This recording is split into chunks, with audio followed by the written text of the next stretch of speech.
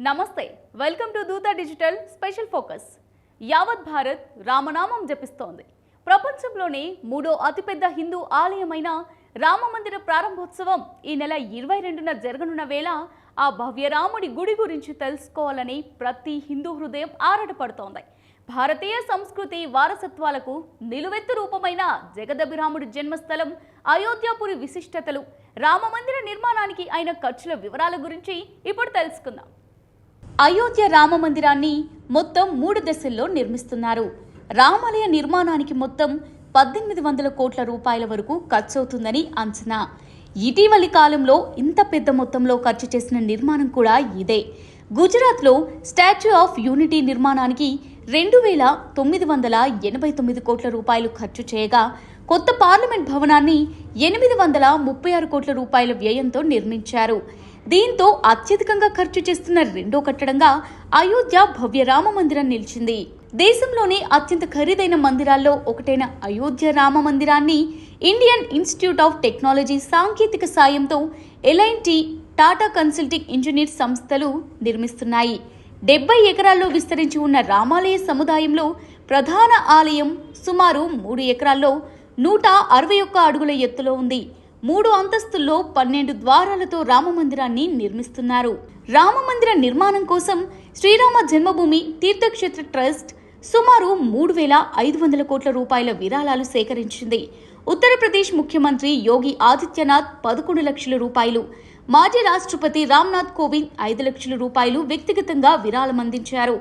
పేర్లు చెప్పేందుకు ఇష్టపడని దాతలు సైతం భారీగానే విరాళాలు ఇచ్చినట్టు తెలుస్తోంది. ఇలా ఆలయ నిర్మాణానికి సేకరించిన విరాళాల్లో ఇప్పటి వరకు దాదాపు 52% నిధులు మాత్రమే ఖర్చు చేసినట్టు తెలుస్తోంది. మిగిలిన నగదు రాబోయే కాలంలో ఆలయ నిర్వహణ, ఇతర కార్యకలాపాలకు ట్రస్ట్ వినియోగించనుంది. ఆలయంతో పాటు అయోధ్యలో మౌలిక సదుపాయాల కల్పన, అభివృద్ధి పనుల కోసం కూడా ఈ విరాళాల నుంచి కొంత మొత్తం ఖర్చు చేయనున్నట్టు ప్లాన్ చేస్తోంది. అయోధ్య భవ్య రామ మందిరం విశిష్టతలకు వస్తే, రామ మందిరంలో ప్రతిష్ఠించనున్న 51 అంగుళాల బాలరాముడి విగ్రహం 5 ఏళ్ల బాలుడి రూపంలో ఉంది. ఈ రామ్లల్లా విల్లంబులు ధరించి కమలంపై నించుని భక్తులకు దర్శనమిస్తారు. వాస్తవానికి రామ్లల్లా విగ్రహాలను 3 శిల్పులు వేర్వేరుగా రూపొందించారు. ఓటింగ్ నిర్వహించిన ట్రస్ట్ చివరికి ఇందులోంచి ఓ విగ్రహాన్ని ఎంపిక చేసింది. మొత్తం మీద ప్రపంచంలోనే 3వ అతిపెద్ద హిందూ దేవాలయంగా రూపుదిద్దుకున్న ఈ భవ్య రామ మందిరం తొలిదశ పనులు ఇప్పటికే పూర్తయ్యాయి. దీంతో శ్రీరాముడి విగ్రహాన్ని ఈ నెల 22న ప్రతిష్ఠించనున్నారు. 2025 డిసెంబర్లోపు మిగతా పనులన్నీ పూర్తి చేసి ఆలయాన్ని పూర్తిగా అందుబాటులోకి తీసుకురానున్నారు. ప్రధాన ఆలయాలను ఎల్ఎన్టీ కంపెనీ నిర్మిస్తుండగా, ఉపాలయాలు, ఇతరత్ర నిర్మాణాలను టాటా కన్సల్టెన్సీ ఇంజనీర్స్ లిమిటెడ్ కడుతోంది. భవ్య రామ మందిరంలో అష్టభుజి ఆకారంలో గర్భగుడి నిర్మాణం చేపట్టారు. రిక్టార్ స్కేలుపై 10 తీవ్రతతో భూకంపాలు సంభవించినా, మరే విధమైన విపత్తులు వచ్చినా తట్టుకునేలా దీన్ని కట్టారు.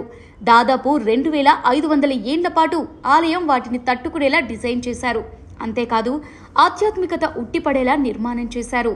ఒడిశాలోని కోనార్క్ సూర్య దేవాలయ గర్భగుడిలోని మూల విరాట్పై సూర్యకిరణాలు పడినట్టుగానే రామమందిరంలోని బాలరాముడి విగ్రహం మీద కూడా శ్రీరామనవమి రోజు సూర్యకిరణాలు ప్రసరించేలా అయోధ్య ఆలయ నిర్మాణాన్ని చేపట్టినట్టు తెలుస్తోంది.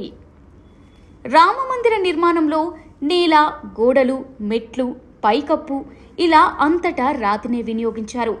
ఎక్కడా ఇనుము కానీ స్టీల్ కానీ వాడలేదు. చివరికి సిమెంట్, కాంక్రీట్ని కూడా వినియోగించలేదు. గత 30 ఏళ్లుగా దేశం నలుమూలల నుంచి సేకరించిన 2 లక్షల ఇటుకలను మాత్రం ఆలయ పీఠం కోసం వాడారు. యూపీ, గుజరాత్, రాజస్థాన్కు చెందిన ప్రత్యేక శిలలను ఉపయోగించారు. ఇలా చెప్పుకుంటూ పోతే భవ్య రామ మందిర వైభవాన్ని చాటి చెప్పే విశిష్టతలు ఎన్నెన్నో. అందుకే రామమందిర విశేషాలను తనివి తీరా చూడాలని భక్తులు అయోధ్యకు క్యూ కడుతున్నారు.